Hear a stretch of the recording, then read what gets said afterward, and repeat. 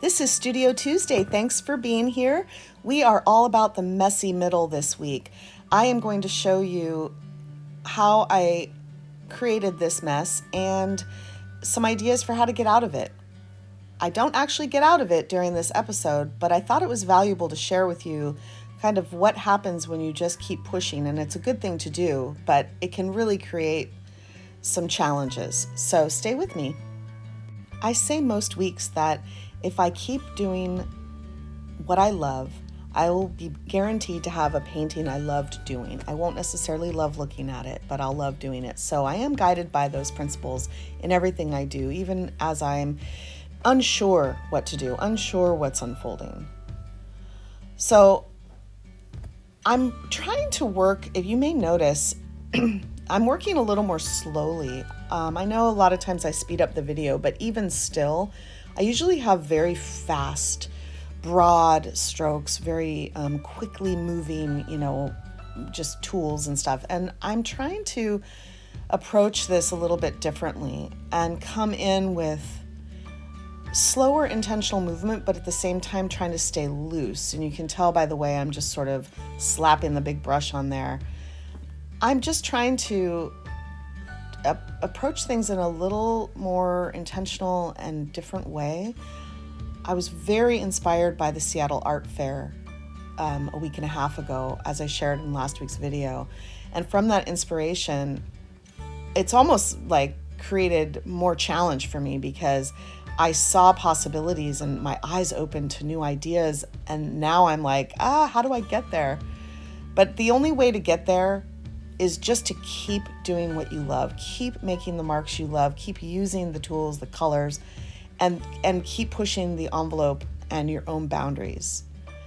Keep being curious and exploring and doing something that's different. So I'm just saying that's my soapbox preacher moment, because I really believe in that, even though it's challenging for me, especially in this week's painting session.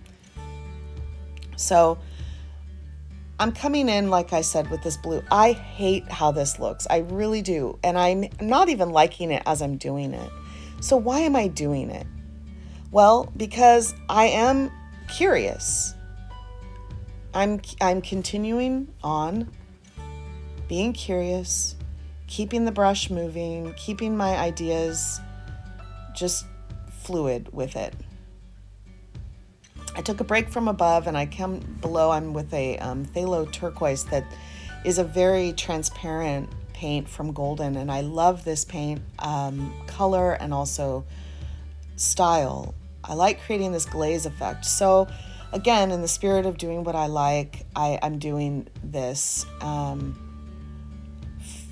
I've mentioned in almost every video how I hyper-focus in on one area, and I am doing that. And so I'm just responding to what I'm seeing right in front of me and how the paint interacts with the lines that are already there and the colors that are already there. And somebody last week asked me such a great question. Do I do that when I'm working really small?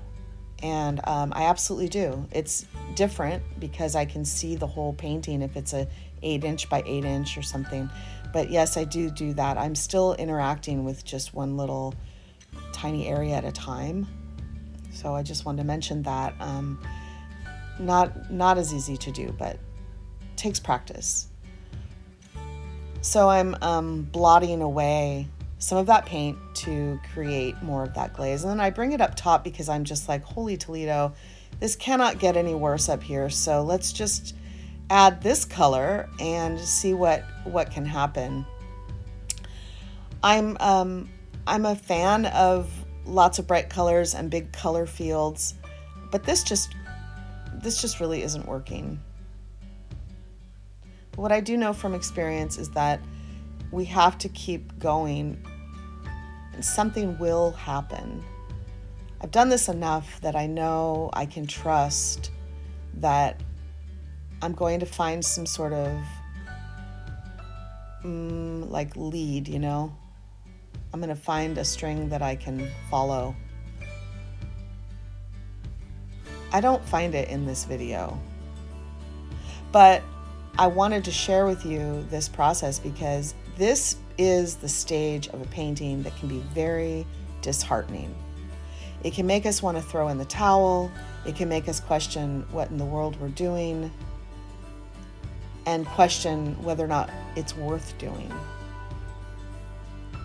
And I think that this is the point when many of us artists feel stressed and maybe even sad that we can't just, pull it off and do what's in our minds and hearts. So I wanted to share this example of how to just keep moving forward. And again, even though what I'm choosing looks not, it doesn't look very engaging and stuff, it's still part of my practice of continuing with that curiosity. So you can see a new image has emerged on the left. I cut out all that footage because my body is in front of it. This is the other thing. I have not figured out how to film where you can actually see what I'm doing without my giant self being in the way. But anyway, I added that flower element, and then I added those 3 squares at the bottom. I'm trying to balance my composition and create different areas of interest for the eye to travel and land. And so now I'm coming in and obliterating the blue up top because I just didn't like that. And so I'm bringing in that lighter element. I don't actually like that either, but it is better than the blue. And by bringing in the white, it's actually a cream, it will help me in the future to resume my curiosity and maybe bring in some bigger elements that actually cross that gold band pathway.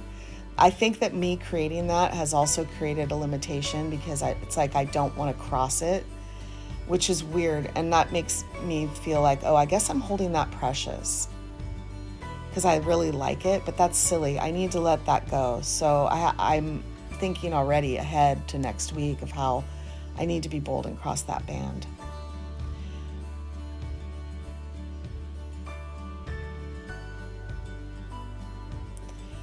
So working intuitively, but yet slowly and intentionally so that I can be mindful of how I'm applying this paint. I am creating really cool textures right now. That's fun. I like that. Something else that I like are the blue drips. I like drips. So as I'm painting and I'm observing things that I don't like, at the same time I'm observing things that I do like, because that's important. It's important to notice both. So I really like the blue drips. I like the yellow band. I like having the words that I wrote in Swedish below. So there's some elements that I like. I also need to be brave and be willing to cover them up so that I can find out what else is possible.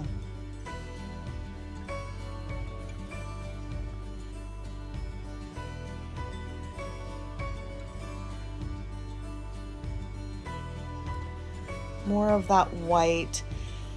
And about that flower, I like it and I don't. Part of me feels disappointed that I feel like I have to bring in something recognizable when I'm trying so hard to learn how to paint in an abstract manner and not have to rely on something recognizable.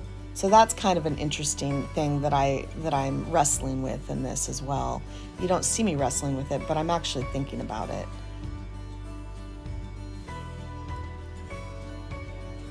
But maybe it was comforting for me to just put that in so I had some sort of an anchor.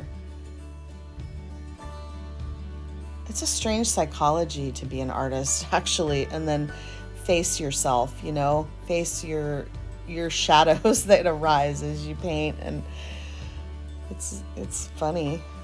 And I like considering those things. I like using this as a tool for self-reflection and growth as well, because my painting practice is my living practice. I learn a lot about myself and about how I approach my life.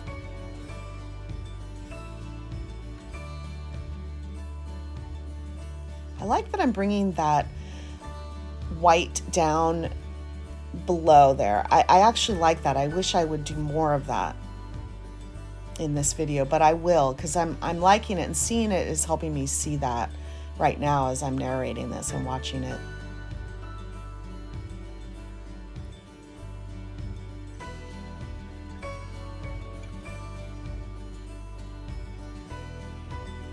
I'm using a silicone scraper, or shaper, I guess they're called. And I like it. I'm learning how to use it in a more effective way. I'm practicing with it, and every time I use it, I feel like I find out new ways to use it. And I think my main reason for liking it is because I don't have to clean it. I hate washing my brushes. I like that it can just dry on the silicone and I can peel it off and put it in the trash instead of it going down the sink. So I think that's my main reason for liking silicone. But I also do like the effects of being able to pull the paint and really like dig in and scrape it away. That's interesting to me. So here's a broader shot so you can kind of see where it is right now. Now, straight from the squeeze bottle, these are Nova paints. One of my favorite colors is this lime green. I'm not sure what it's actually called, but I love it. And I'm just squeezing directly out. I outlined those little boxes, and then I'm creating a spiral up top. I'm just bringing in this color to remind myself that I love this color, and I think it'd be a nice contrast. And I scraped some of it in there, and it looks pretty neat up close.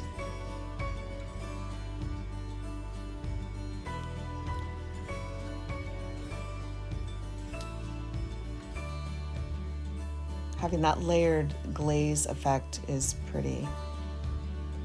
So here's what it looks like now. You can see there's paper now at the bottom. I added that. I just had a screw it moment and added some paper, and then I thought, oh, I need orange, and boy, I did need orange. I love the orange.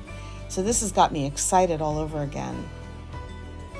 Mind you, I'm not thinking this painting is awesome and it's nearing finish by any stretch of the imagination, but I got excited about the orange and the collage piece that I brought on top of that. So that has me feeling hopeful. I had a bunch of leftover paint, and I'm still working on those affirmation art boards that I shared weeks ago. I still have so many of those that I'm in the middle of, so I thought, why not add to those? And then this is where the painting has landed for the week. Not terrible, definitely better, and with some prompts for guiding me in the next steps of curiosity. I welcome your thoughts. If you have any ideas or feedback, please share with me. I love hearing it and interacting with you guys, and I really appreciate the subscribes. I'm totally into this, and I'm learning that this could be a way forward to help and keep inspiring other people and getting inspiration back from you. So thank you so much for being here and watching. I hope you have a wonderful week.